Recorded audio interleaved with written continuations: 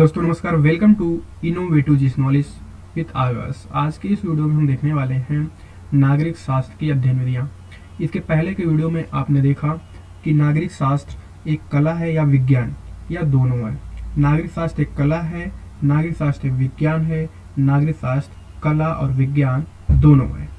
यहाँ तक बातें हुई थी। अगर इसके पहले की आपको मैं थोड़ी सी पीपीटी दिखाने की कोशिश करूँ तो आप देखेंगे इसके पहले के वीडियो में यहाँ तक चीज़ें हो चुकी थी। नागरिक शास्त्र विज्ञान और कला दोनों है, ये मैंने प्रूव किया था अकॉर्डिंग टू विभिन्न नागरिक शास्त्र जो है विद्वानों के द्वारा। ठीक है, कौन क्या सोचता है, किसका क्या मत है, ये सारी चीज़ें हो चुकी हैं। डिस्क्रिप्शन में लिंक है, आई बटन पे भी दे दूंगा। ठीक है, तो उसके आगे हम बात करते हैं कि नागरिक शास्त्र की अध्ययन विधियाँ, कैसे हम नागरिक शास्त्र को समझेंगे। थोड़ा सा अगर हम ओवरव्यू देने की कोशिश करें तो नागरिक शास्त्र, जो पहली बार वीडियो देख रहे होंगे कि भैया नागरिक शास्त्र असल में होता क्या है। ठीक है, नागरिक शास्त्र असल में होता क्या है। ठीक है, आइए देख लेते हैं कि नागरिक शास्त्र क्या होता है। एक मिनट जस्ट 1 सेकेंड। या अगर हम बात करें नागरिक शास्त्र होता क्या है तो भैया नागरिक शास्त्र यानी कि सिविक्स। ठीक है, अगर आपको जानना है कि सिविक्स इक्वल टू क्या होता है तो आप पहला वीडियो देखिएगा, यानी कि फर्स्ट पार्ट इसका देखिएगा। उसमें सारी चीज़ें मैं करा दी है, बट थोड़ा सा आपका बैकग्राउंड बनाने के लिए मैं आपको बता दूं कि सिविक्स यानी कि नागरिक शास्त्र, जैसा कि नाम से ही इसके स्पष्ट है कि नागरिक शास्त्र का मतलब क्या होता है ना। नागरिक शास्त्र का मतलब होता है भैया नागरिकों के जीवन से, ठीक है, नागरिकों के जीवन से संबंधित अध्ययन ही नागरिक शास्त्र कहलाता है। ठीक है, नागरिक के जीवन के से संबंधित यानी कि नागरिकों के जीवन से संबंधित अध्ययन ही, उनका जो है जानकारी ही, उनको समझना क्या कहलाता है, नागरिक शास्त्र कहलाता है। सीधा सीधा इतना समझिए कि नागरिक शास्त्र नागरिकों के जीवन की अध्ययन करता है। वो चाहे कुछ भी हो, सामाजिक हो, धार्मिक हो या फिर सांस्कृतिक हो, कुछ भी हो। ठीक है, उनके हर एक पहलुओं का अध्ययन करना ही नागरिक शास्त्र का काम होता है। ठीक है, तो आइए अब हम देखते हैं कि नागरिक शास्त्र को हम कैसे समझें। ठीक है, नागरिक शास्त्र को हम कैसे समझते हैं या कैसे हम पता करते हैं, कैसे उसको हम अध्ययन करते हैं, कैसे हम उसको समझते हैं, किस तरीके से, किस आधार पर, कैसे हम किसी चीज को समझने की कोशिश करते हैं। ठीक है, तो नागरिक शास्त्र की अध्ययन विधियों के अंतर्गत सबसे पहली अध्ययन विधि आती है पर्यवेक्षणात्मक विधि पद्धति, दूसरा आता है ऐतिहासिक पद्धति, तीसरा आता है तुलनात्मक पद्धति, चौथा आता है प्रयोगात्मक पद्धति, पांचवा आता है दार्शनिक पद्धति, छठा आता है वैज्ञानिक पद्धति, सातवां और अंतिम आता है जीव शास्त्रीय पद्धति। तो एक एक करके अगर हम आपको बताने की कोशिश करें तो पर्यवेक्षणात्मक पद्धति किसे कहते हैं। पर्यवेक्षणात्मक पद्धति का मतलब है भैया पर्यवेक्षण करना, यानी कि पर्यवेक्षण करना का मतलब क्या करना, ऑब्जर्वेशन करना। ठीक है, ऑब्जर्वेशन करना या उसको जो है परीक्षण करना। अब परीक्षण करना का मतलब क्या है, यहाँ पे जैसे जो स्टूडेंट होता है, ठीक है, हम और आप एक स्टूडेंट है, ठीक है, कोई स्टूडेंट है। अब ये स्टूडेंट क्या करेगा कि जो सामाजिक ढांचा है, समाज का जो ढांचा है, सामाजिक संस्थाएं हैं, ठीक है, जो संस्थाएं हो गई या स्वर संस्थाएं हो गई, और संस्थाओं के क्या हो गए, इन संस्थाओं के क्रियाकलाप हो गए। ठीक है, इन संस्थाओं के क्रियाकलाप हो गए। मेरी पेन चल क्यों नहीं रही है भाई।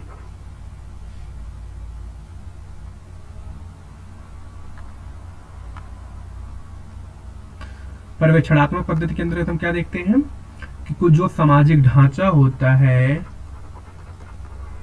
सामाजिक ढांचा होता है, ठीक है, सामाजिक ढांचा के अंतर्गत कोई सामाजिक संस्थाएं हो गई, सामाजिक संगठन हो गए, या राज्यों का कोई संगठन हो गया, यानी कि जो कुछ भी एक नागरिक से संबंधित होती है।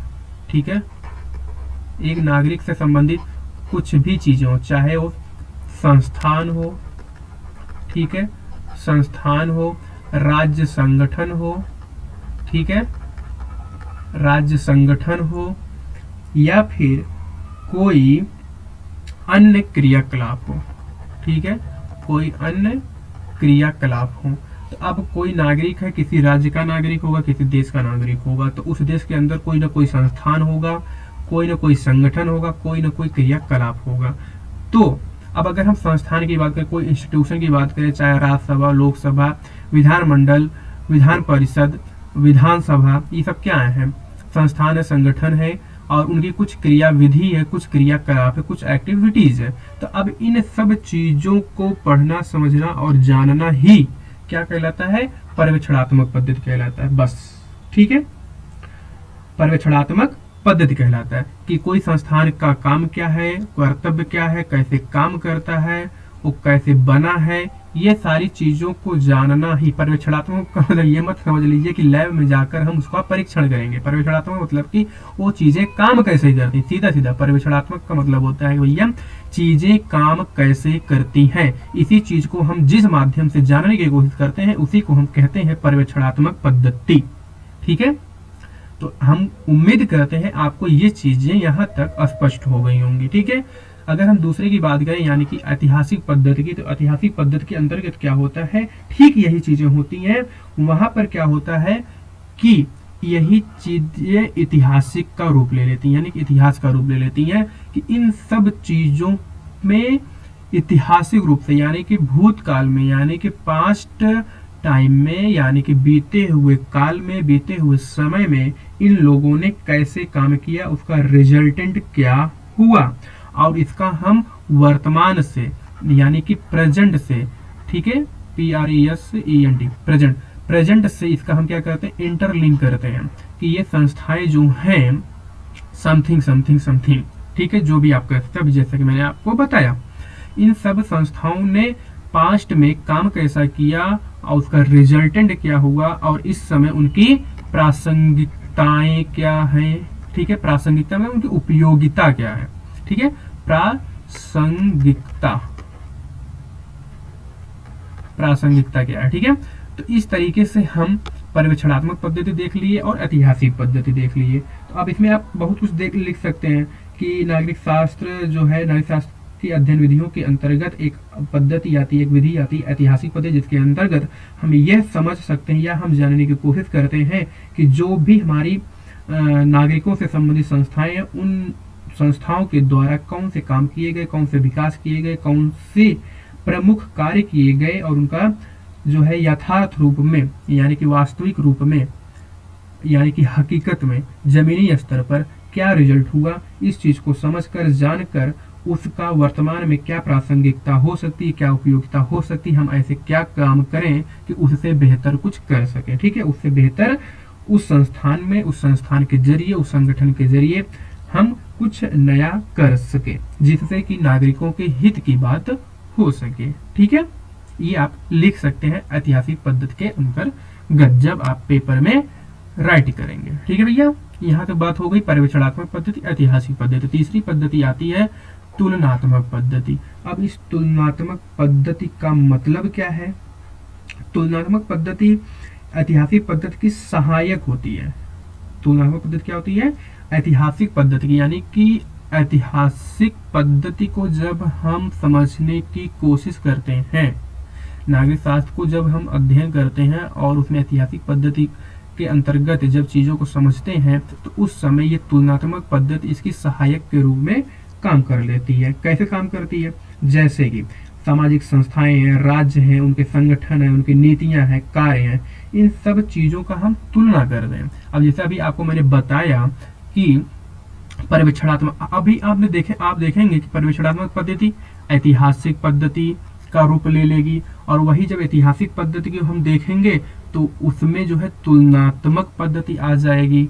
ठीक है, फिर तुलनात्मक, प्रयोगात्मक, दार्शनिक, इसी तरीके से सारी गोल गोल घूमेंगे। ठीक है, एक साइकिल बन जाएगी। ठीक है भैया, एक साइकिल बन जाएगी।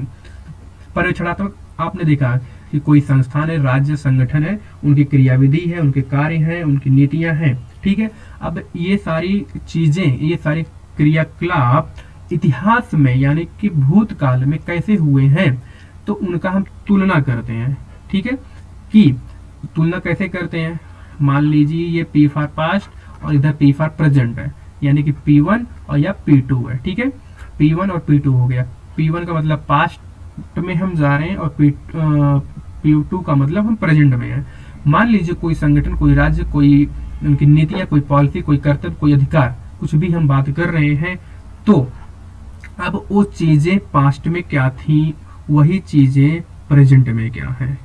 ठीक है, जैसे मान लीजिए कोई अधिकार की बात हो रही, कोई संगठन है, उसके कर्तव्य की बात हो रही है, तो उस समय उसने क्या, कौन से कार्य किए, कौन सी नीतियां बनाई, कौन से कार्य किए, कौन से अधिकार का उल्लंघन हुआ।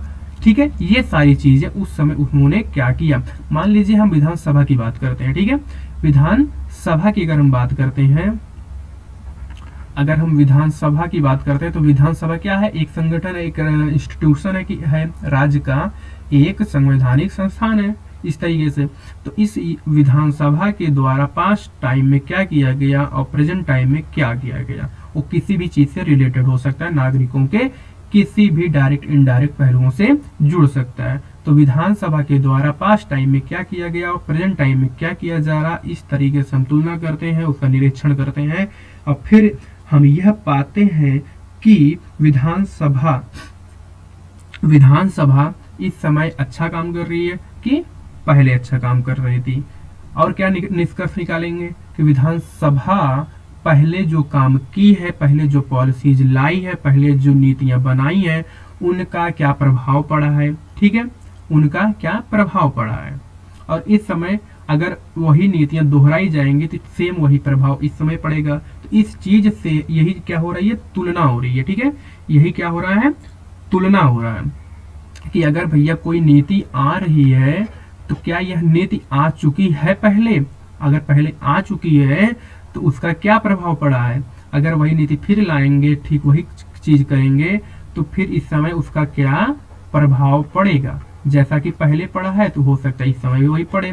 तो ये सारी चीजें जो हम सोच रहे हैं, समझ रहे हैं, और अपने नीतियों को हम नया नया आयाम दे रहे हैं, तो ये सब कैसे हम कर पा रहे हैं, ये कैसे कर पा रहे हैं भैया, यही तुलना करके हम कर पा रहे हैं, ये ऐतिहासिक पद्धति के द्वारा हम कर पा रहे हैं। ठीक है, उम्मीद करते हैं यहाँ तक आपको समझ में आ गई होंगी बातें। ठीक है, तुलना का मतलब किसी भी संस्थान से तुलना, नीति का नीतियों से तुलना, राज्य संगठन का राज्य संगठन से तुलना, इस तरीके से। ठीक है, हम तुलना कर रहे हैं। उसके बाद बात आती है भैया प्रयोगात्मक पद्धति। ठीक है, प्रयोगात्मक पद्धति में क्या होता है कि नागरिक शास्त्र में जो होता है, व्यक्ति के साथ उसी प्रकार प्रयोग नहीं किए जा सकते। हालांकि व्यक्ति के साथ उसी प्रकार के प्रयोग नहीं किए जा सकते जैसे कि बायोलॉजी में होते हैं, भौतिकी में होते हैं, रसायन में होते हैं, उस तरीके से नहीं किया जा सकता। बट अगर हम प्रयोगात्मक पद्धति की बात करें तो प्रयोगात्मक पद्धति का एक दूसरा आयाम भी है, जैसे कि प्रयोगात्मक पद्धति में हम कैसे प्रयोग कर सकते हैं ना। प्रयोगात्मक पद्धति का मतलब होता है कि प्रयोग करना। अब प्रयोग करने मतलब हम रसायन विज्ञान तो पढ़ नहीं रहे हैं, भौतिकी तो पढ़ नहीं रहे हैं। ठीक है, रसायन विज्ञान, भौतिक विज्ञान, ये सारी चीजें तो पढ़ नहीं रहे हैं, तो प्रयोग कैसे करेंगे नागरिक शास्त्र में। तो आइए उस चीज को हम समझने की कोशिश करते हैं। ठीक है, जैसे कि आज कोई नागरिक जीवन है, ठीक है, और पूरा नागरिक जीवन, आज हम ग्लोबलाइजेशन में के दौर में चल रहे हैं, पूरा का पूरा जो है आपकी सारी चीजें और विश्व की सारी चीजें आप गोल गोल घूम कर देख सकते हैं। यानी कि आज क्या है, डाटा इंफॉर्मेशन इरा है, डाटा इंफॉर्मेशन इरा हम कह सकते हैं। ठीक है, क्या कह सकते हैं भैया, डाटा इंफॉर्मेशन इरा कह सकते हैं। यानी कि डाटा इंफॉर्मेशन का ये युग है कि आप बैठे बैठे पूरी दुनिया की जानकारी अपने मोबाइल में देख सकते हैं, समझ सकते हैं। ठीक है, ये ऐसा हो गया है ग्लोबलाइजेशन या भूमंडलीकरण के द्वारा। ठीक है, कहीं कोई चीज छुपी हुई नहीं है, पूरा विश्व आपके हाथ में है। ठीक है, तो इस तरीके से नागरिक जीवन क्या है, एक प्रयोग है, एक प्रयोगशाला बन चुकी है। कैसे कि व्यापक रूप में जो हर एक नई संस्था की स्थापना है, नए कानून है, निर्माण है, शासन है, व्यवस्था है, ये सारी की सारी चीजें एक स्टूडेंट के लिए क्या बन गया है, प्रयोग बन गया है कि जिसके आधार पर अपने विषय के लिए वह नए नए सिद्धांत प्राप्त कर सकता है। ठीक है, समझ में आ रही बात है कि नहीं। आज का समय क्या है, डाटा इंफॉर्मेशन इरा है भैया। आज के समय में जो कुछ भी नई नई संस्थाएं आ रही हैं, यानी कि जो न्यू इंस्टीट्यूशन आ रहे हैं, इंस्टीट्यूशन आ रहे हैं, उन न्यू इंस्टीट्यूशन का हम क्या कर सकते हैं, यानी कि उनका अधिकार क्या है, उनका राइट क्या है, यानी कि अधिकार क्या है, राइट क्या है, और कर्तव्य यानी कि ड्यूटी क्या है, और उनकी नीतियां क्या है, ठीक है, उनकी क्रियाविधि क्या है। तो ये सब क्या है, एक स्टूडेंट के लिए, एक स्टूडेंट के लिए ये क्या है, एक प्रयोग है, एक प्रयोग है जिसके द्वारा वह अपने विषयानुसार उस चीज को समझ सकता है, उस चीज को जान सकता है, उस पहलू को आत्मसात कर सकता है, यानी कि धारण कर सकता है। ठीक है, अगर हम थोड़ा सा और जो है डीपली बात करें तो नागरिक शास्त्र का अध्ययन विषय जो है चेतन एवं परिवर्तनशील प्रकृति का वाणी है, ऐसा जो है विद्वानों के द्वारा बताया जाता है। चेतन एवं परिवर्तनशील, चेतन मतलब जो चीजें हो रही हैं, चेतन का मतलब क्या होता है कि जो हम चीज होते हुए देख रहे हैं, यानी कि प्रेजेंट में, PRESENT, प्रेजेंट में जो चीजें हो रही हैं उनको हम देखते हैं। ठीक है, अगर थोड़ा सा हम और आगे की बात करें तो प्रयोगकर्ता के व्यक्तिगत दृष्टिकोण तथा पक्षपात की भावना को प्रयोग से अलग रखा जाना चाहिए। प्रयोगकर्ता के द्वारा प्रयोग से संबंधित विशेष परिस्थितियों का पूर्ण ध्यान रखना चाहिए। प्रत्यक्ष प्रजातंत्र के प्रयोग का स्विट्जरलैंड में सफल होना और अमेरिका में असफल होना प्रयोग की सफलता में परिस्थितियों की प्रभावशीलता का ही प्रमाण है।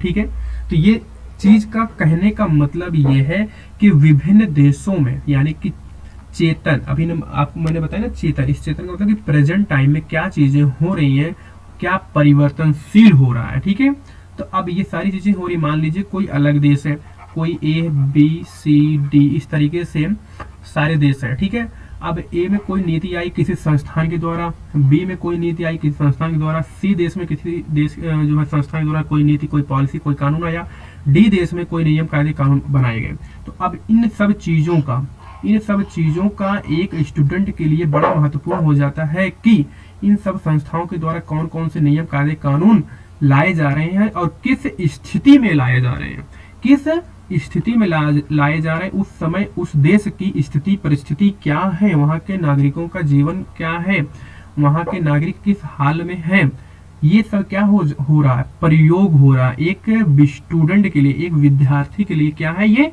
प्रयोग है। भले ही वह किसी और के लिए कुछ हो, कुछ न्यूज हो, कोई करंट अफेयर्स का काम कर रहा हो, बट यहाँ पर एक स्टूडेंट के लिए, जो नागरिक शास्त्र का स्टूडेंट है, जो सिविक्स का स्टूडेंट है, उसके लिए क्या है, ये प्रयोग है कि मान लीजिए फला फला फला में, यानी कि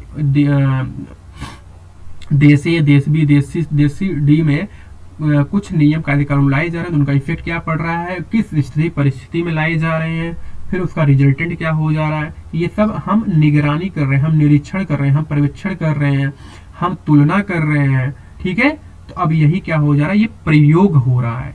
ठीक है, हालांकि तो वहां पे प्रयोग तो हो नहीं रहा, उन प्रयोग की दृष्टि से तो लाए नहीं थे, लेकिन ये हमारे लिए क्या हो रहा, प्रयोग का काम कर रहा है। तो इसी को हमने कहा कि प्रयोगात्मक पद्धति। अब हम उम्मीद करते हैं आपके दिमाग में एकदम से घुस गया होगा कि प्रयोगात्मक पद्धति कैसे काम करती है हमारे नागरिक शास्त्र में। प्रयोगात्मक पद्धति मतलब इतना नहीं होता है कि रसायन विज्ञान यानी कि केमिस्ट्री या फिर जो है कोई जंतु है उसका हम परीक्षण प्रयोग कर रहे हैं, ऑपरेशन कर रहे हैं। ठीक है, ऐसा कुछ नहीं है, कोई भौतिकी नहीं है कि उसका हम प्रयोग कर रहे हैं। यहाँ पे प्रयोग करने मतलब ये था अभी जो मैंने आपको बताया। ठीक है भैया, आगे चले हम जो है दार्शनिक पद्धति पे। किस पे भैया, दार्शनिक पद्धति क्या होती है। ठीक है, 3 2 5 यानी कि ये 5वां था ना। तो दार्शनिक पद्धति में क्या होता है कि दर्शन दार्शनिक पद्धति को हम कैसे समझ सकते हैं, दर्शन से समझ सकते हैं, ठीक है, दर्शन शास्त्र। अब ये दर्शन क्या होता है, दर्शन का मतलब अगर आपको हम आपकी भाषा में समझाने की कोशिश करें तो दर्शन की मतलब होता है सोच, ठीक है। अब सोच का मतलब अगर आपको हम कहें तो थोड़ा सा एक अच्छा शब्द है अभिवृत्ति, ठीक है, एक अच्छा शब्द है अभिवृत्ति। अभिवृत्ति का मतलब होता है किसी भी विचार वस्तु घटना को देखने का दृष्टिकोण या नजरिया, सीधे सीधे आप क्या कह सकते हैं, नजरिया, ठीक है, नजरिया। यानी कि इसे कहा जाता है ना फिलॉसफी, कि इस चीज के बारे में, इस वस्तु के बारे में, इस आदमी के बारे में, इस संस्थान के बारे में, या किसी भी चीज के बारे में, ठीक है, किसी भी चीज के बारे में ये मेरा नजरिया है, उसी को हम क्या कहते हैं, दर्शन कहते हैं, सोच कहते हैं, अभिवृत्ति कहते हैं, नजरिया कहते हैं, या दार्शनिक पद्धति कहते हैं, ठीक है। इतनी चीजें समझ में आई। तो अब इस दार्शनिक पद्धति का यहाँ पे क्या उपयोग है, इसको भी आइए हम देख लेते हैं। यहाँ पर क्या किया जाता है, कुल मिला जुला कर हम एक कल्पना करते हैं, ठीक है, एक कल्पना करते हैं। क्या करते हैं भैया, एक कल्पना करते हैं। कैसी कल्पना करते हैं, हाँ, कल्पना करते हैं कि मान लीजिए, कल्पना का ऐसा, अच्छा कल्पना कैसे करते हैं, कल्पना हम कैसे करेंगे, विचार के माध्यम से, सोच के माध्यम, ठीक है, अपने विचार के आधार पर क्या करते हैं, कल्पना करते हैं, ठीक है। इसी विचार के आधार पर अध्ययन किया जाता है कि जो मनुष्य की मूल प्रकृति है, सामाजिक संगठन है, उनका उद्देश्य है, इन सब चीजों का ज्ञान प्राप्त किया जाता है, ठीक है। आदर्श नागरिक की कल्पना को चरितार्थ करने के लिए, यानी कि उनको वास्तविक रूप देने के लिए, ठीक है, हम किस प्रकार का सामाजिक संगठन बनाए, यही क्या होता है दर्शन। बात समझ में आई, नहीं आई, मुझे पता है नहीं आई होंगी। सीधा सीधा आप कहने का मतलब यह है कि दार्शनिक पद्धति के अंतर्गत हम सोचते हैं या हम इमेजिनेशन करते हैं, ठीक है भैया। दार्शनिक पद्धति के अंतर्गत हम क्या करते हैं, कल्पना करते हैं, इमेजिनेशन करते हैं, सोचते हैं, विचारते हैं। किस आधार पर, अपने विचारों के आधार पर। अपने विचारों के आधार पर कैसे, कहने का मतलब है कि कोई संस्थान है, कोई संस्था है, ठीक है, कोई इंस्टीट्यूशन है, ठीक है, वो काम कैसे करे, ठीक है, यानी का एक ब्लूप्रिंट।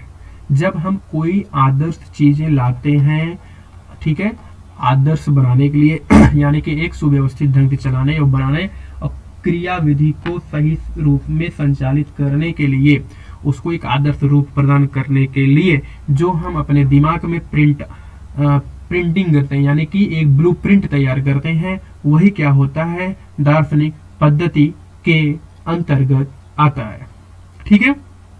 आदर्श रूप प्रदान करना, ठीक है, कि कोई संगठन है, कोई सामाजिक संगठन है, कोई जो है पॉलिसीज है, उसका अपने दिमाग में, अपने सोच में, अपने विचार में, अपने विचारों के माध्यम से उस चीज का रेगुलेट, यानी कि उसका कैसे क्रियाविधि कैसे काम करे, उन सब चीजों का दिमाग में ब्लूप्रिंट करना ही क्या कहलाता है, दार्शनिक पद्धति कहलाता है, ठीक है।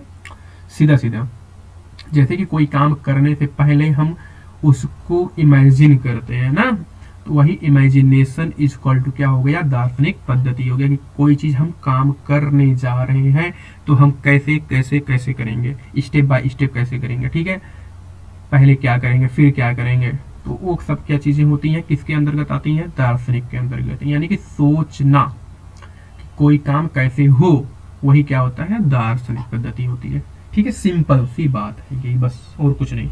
इसे कहा जाता है फिलोसफिकल मेथड, ठीक है। और प्रयोगात्मक का मतलब हो गया एक्सपेरिमेंटल मेथड, ठीक है। और तुलनात्मक का मतलब हो गया क्या भैया, तुलनात्मक का मतलब था कंपैरेटिव मेथड। ऐतिहासिक का मतलब हिस्टोरिकल मेथड, और पर्यवेक्षणात्मक मतलब होता है ऑब्जर्वेशनल मेथड। अभी मैंने बताया ना, पर्यवेक्षण का मतलब ऑब्जर्वेशन करना, ऐतिहासिक मतलब हिस्टोरिकल, तुलना का मतलब कंपैरेटिव, प्रयोगात्मक का मतलब एक्सपेरिमेंटल, दार्शनिक का मतलब फिलोसफिकल, वैज्ञानिक का मतलब साइंटिफिकल या साइंटिफिक मेथड। जीव शास्त्र अगला है जीव शास्त्र, जीव शास्त्र में बायोलॉजिकल मेथड। दो चीजें बची, आइए उसको भी फटाफट कर लेते हैं, फिर इसके आगे हम चलते हैं। हाँ, अगला आता है वैज्ञानिक। अच्छा, उम्मीद हम कर रहे हैं, हम इतना समझ रहे हैं कि आपको समझ में आ रही है, इसलिए हम फटाफट बढ़ते चले जा रहे हैं, नहीं तो वीडियो लॉन्ग हो जाएगा। तो कमेंट करके जरूर बताइएगा कौन सी ऐसी पद्धति है, कौन सा ऐसा मेथड जो आपको समझ में नहीं आया।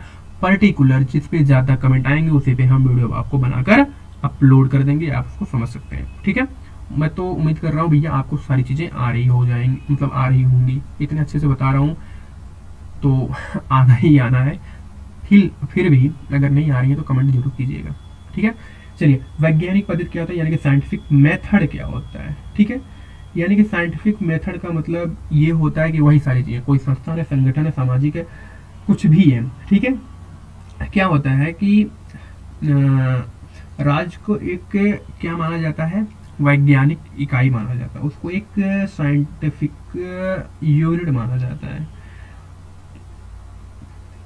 और उसको हम एक व्यक्ति के रूप में मानते हैं। कि मान लीजिए कोई राज्य है, ठीक है, कोई राज्य है, कोई संगठन है, तो इसे हम क्या कहते हैं कि यह एक व्यक्ति है। ठीक है, यह एक व्यक्ति है। अब इस व्यक्ति को हम कैसे जो है साइंटिफिक मेथड के अंतर्गत लाएंगे। अब इसने कोई जो है जिसका कार्य, यानी कि ये कोई व्यक्ति था, इसने कोई काम किया और काम करने पर एक जो है नीतियां लाई।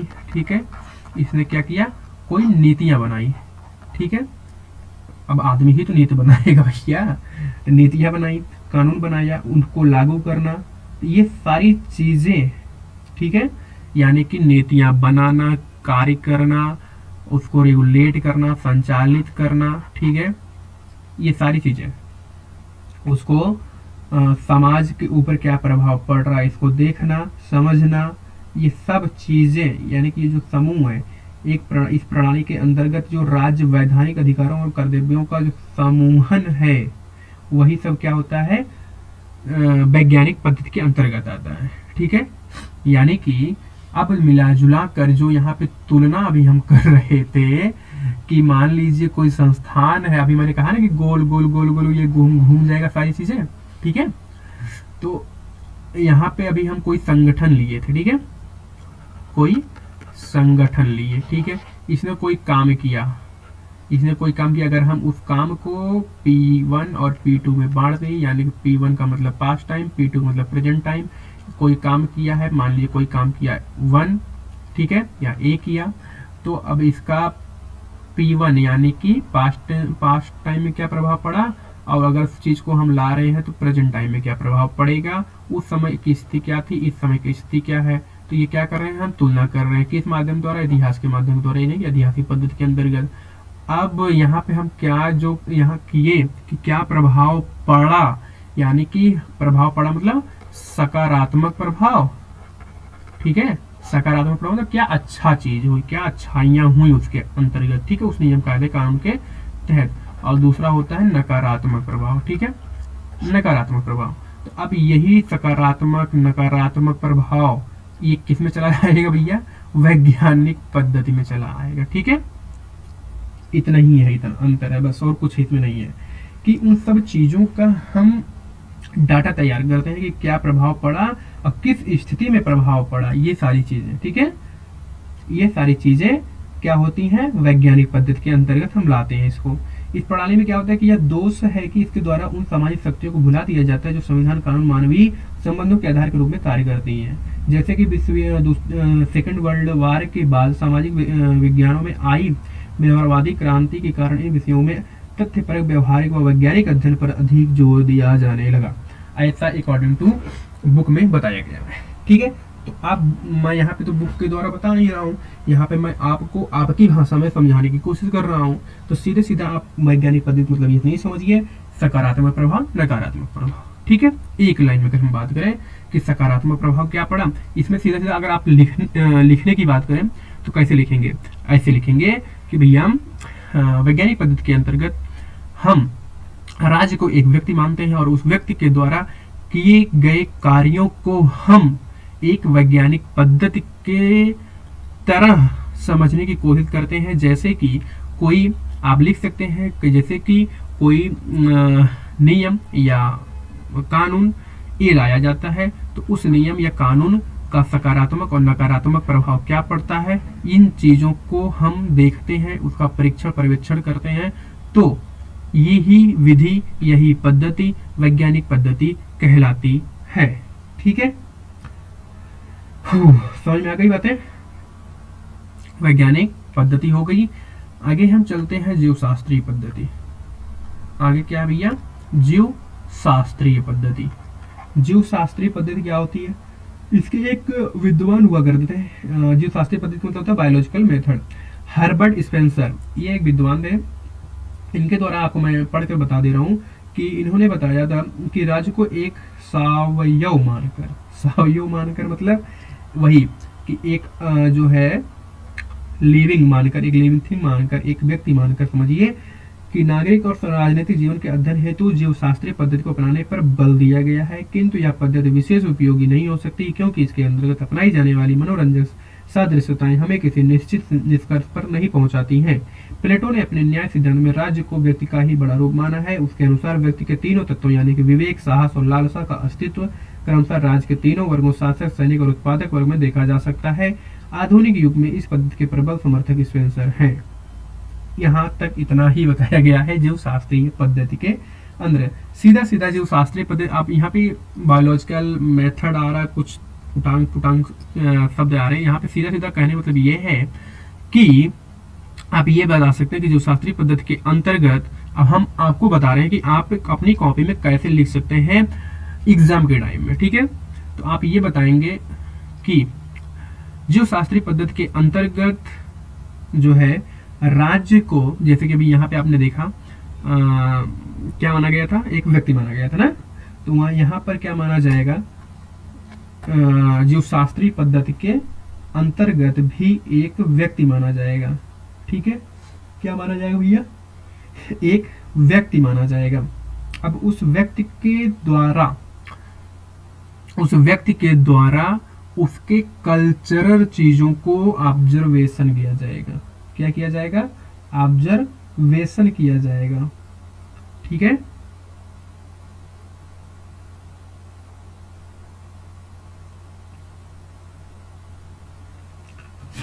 हाँ, जीव शास्त्रीय पद्धति के अंदर क्या होगा, उसके कल्चरल चीजों को देखा, उसको सांस्कृतिक चीजों को देखा जाएगा और उसको देखकर हम जो धारणाएं बनाएंगे कि ये चीजें काम कैसे कर रही हैं या कैसे कर सकती हैं। ठीक है, कैसे कर रही हैं और कैसे कर सकती हैं, कैसे बेहतर बनाया जा सकता है।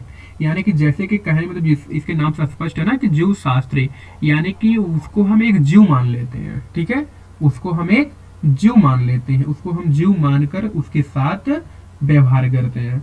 फिर आगे आप लिखेंगे कि इसके प्रमुख जो है समर्थक के रूप में हर्बर्ट स्पेंसर और कुछ प्रमुख विद्वान आते हैं, जैसा कि प्लेटो के तीन तत्वों के द्वारा इसको हम स्पष्ट कर सकते हैं। विवेक, साहस और लालसा का अस्तित्व क्रमशः राज्य के तीनों वर्गों शासक, सैनिक व उत्पादक वर्ग में देखा जा सकता है।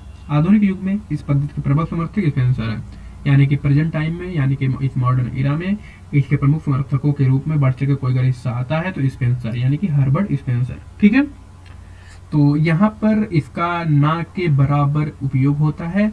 बात होती है पर्यवेक्षणात्मक की, ऐतिहासिक की, तुलनात्मक की, प्रयोगात्मक की और दार्शनिक की। ठीक है भैया, अब यहाँ पर आपकी चीजें खत्म हो गई हैं। लास्ट में निष्कर्ष के रूप में आपकी बुक में बताया गया है कि पद्धतियों के संबंध में सबसे अधिक महत्वपूर्ण बात यह है कि नागरिक शास्त्र का पूर्ण अध्ययन इनमें से किसी एक पद्धति के आधार पर नहीं बल्कि इन सभी पद्धतियों के सामूहिक प्रयोग के आधार पर ही संभव है। अभी मैंने बताया ना कि गोल गोल गोल गोल सारी चीजें घूमने लगती हैं, सामूहिक रूप में किया जाता है। वास्तव में ये विभिन्न पद्धतियां परस्पर विरोधी नहीं है बल्कि एक दूसरे की सहायक और पूरक ही हैं। ये पद्धतियां एक दूसरे की भूलों को सुधारती हैं और कमियों को दूर करती हैं।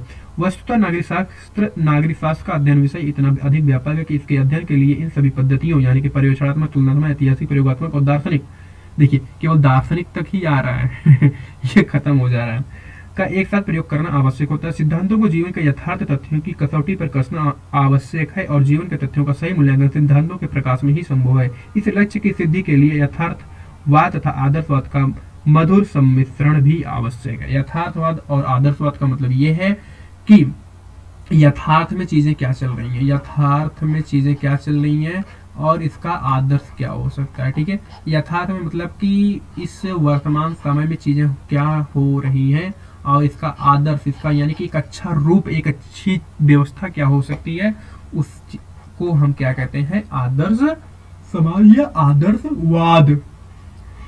ठीक है भैया, तो मिलते हैं अपने नेक्स्ट टॉपिक में। नेक्स्ट टॉपिक में आपका क्या आएगा, नागरिक शास्त्र के अध्ययन की उपयोगिता या महत्व, हम क्यों नागरिक शास्त्र को पढ़ें। ठीक है, अगली टॉपिक क्या आती है, आपको थोड़ा समय दिखाने की कोशिश कर देता हूँ, चीजें बनी हुई हैं, बस आपको केवल बताना है। ठीक है, आपको क्या करना है, बताना है केवल। ये देखिए, नागरिक शास्त्र के अध्ययन की उपयोगिता या महत्व, कि नागरिक शास्त्र हम क्यों पढ़ें, ये सारी चीजें यहाँ पे बताई गई हैं। तो हम इस चीज को जो है नेक्स्ट वीडियो में बताएंगे, क्योंकि यहाँ पे वीडियो हो जाएगा लंबा, तो मजा आने वाला है नहीं। ठीक है, तो अगर कोई डाउट होगा तो प्लीज कमेंट बॉक्स में आप करिएगा। कमेंट बॉक्स में जितने ज़्यादा कमेंट आएंगे किसी एक टॉपिक पर, तो उसको मैं अलग से वीडियो बनाकर आपको समझाने की कोशिश करूंगा। ठीक है, अगर वीडियो पसंद आया होगा तो भैया, एक मिनट मोटी कलम ले लूँ मैं। ठीक है, अगर वीडियो पसंद आएगा तो क्या करना है, लाइक करना है, और क्या करना है, शेयर करना है, लाइक शेयर कमेंट। ठीक है, like share comment and subscribe कर लीजिएगा मेरे दोस्त। ठीक है, लाइक शेयर कमेंट और subscribe, please please please request है। ठीक है, हाथ जुड़कर रिक्वेस्ट है भैया, यही हमारा क्या होता है, मोटिवेशन होता है हमारे लिए, यही क्या होता है, मोटिवेशन का काम करता है। ठीक है, तो please like share comment subscribe जरूर कीजिएगा। मिलते हैं नेक्स्ट वीडियो में, तो नमस्कार, जय हिंद, वंदे मातरम, गुड बाय।